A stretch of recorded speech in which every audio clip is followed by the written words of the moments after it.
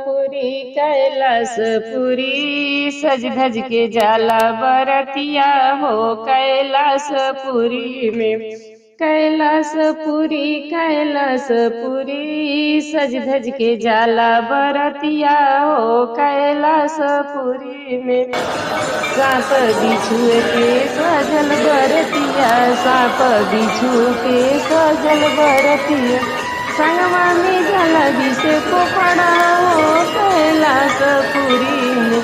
सज धज के जाला बरतिया हो कैलासपुरी में। भूत पिचास के सजल बरतिया, भूत पिचास के सजल बरतिया, संगमा में हाकल डाइनिया हो कैलासपुरी में।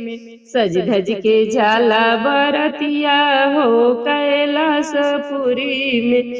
कैलासपुरी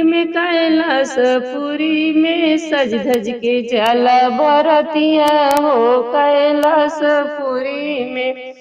भूत पिचास के सजल बरतिया, भूत पिचास के सजल बरतिया, संगमा में हाकल डाइनिया हो कैलासपुरी में। सज धज के जाला बरतिया हो